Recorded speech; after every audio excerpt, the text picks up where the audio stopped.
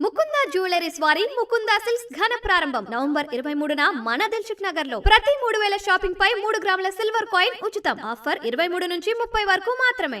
శాకాహారం అనగానే మామూలుగా మొక్కలు గుర్తొస్తాయి. వాటిని సహజంగా పెంచేందుకు నీరు పోసి పచ్చరొట్ట, పశువుల పేడ వంటి వాటిని పోషకాలుగా అందిస్తాం. కానీ ఖమ్మం నగరానికి చెందిన ఓ మొక్కల ప్రేమికుడు ఇందుకు భిన్నమైన ఒక మొక్కను పెంచుతున్నారు. అది క్రిమి కీటకాలనే ఆహారంగా తీసుకుంటుంది. ఆ వింత మొక్క విశేషాలు ఈ కథనంలో తెలుసుకుందాం.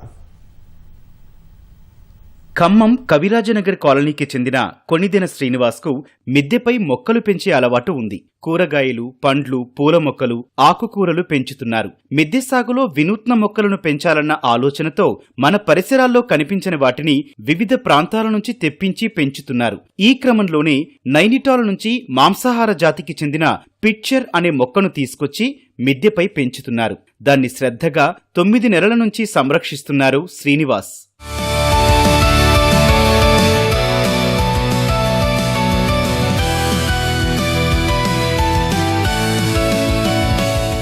కార్నివరస్ ప్లాంట్స్ అన్నీ కూడా ఇన్సెక్ట్స్ని అట్రాక్ట్ చేసి వాటినే ఆహారంగా తీసుకుంటూ ఉంటాయి అన్నమాట. సో ఈ కార్నివరస్ ప్లాంట్స్లో భాగంగా అసలు ఇది ఎక్స్పెరిమెంట్గా నేను స్టార్ట్ చేస్తున్నా కాబట్టి ఫస్ట్ టైము నేను తీసుకున్న ప్లాంట్ ఎలా అంటే మీరు ఇది చూడొచ్చండి, నా వెనకలే ఉంది.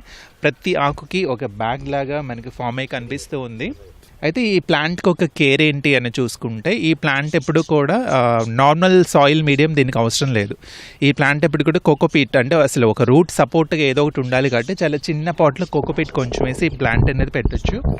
మరి ఇది కీటకాలు మాత్రమే తిని దాంట్లో నుంచే న్యూట్రియన్స్ అనేది ఇది తీసుకుంటుంది. ఈ పిట్చర్ మొక్కకు అనేక విశేషాలున్నాయి. ఇది తన ఆకుల చివర సంచుల వంటి నిర్మాణాలను ఏర్పాటు చేసుకుంటుంది.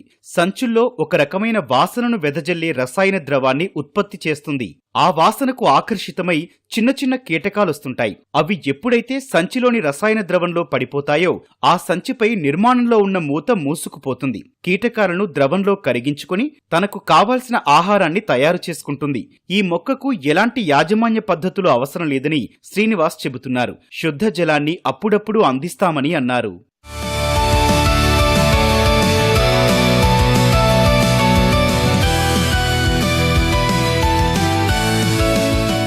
మాన్యువల్గా ఎలాంటి న్యూట్రియన్స్ అంటే కంపోస్ట్ రూపంలో ఏది కూడా దీనికి ఇవ్వద్దు.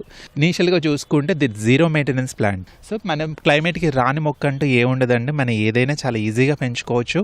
ఇలాంటి ఈజీ జీరో మెయింటెనెన్స్ ప్లాంట్స్ కూడా ఉంటాయి. ఎవరైనా ఇంట్రెస్ట్ ఉన్న వాళ్ళైతే ట్రై చేయొచ్చు.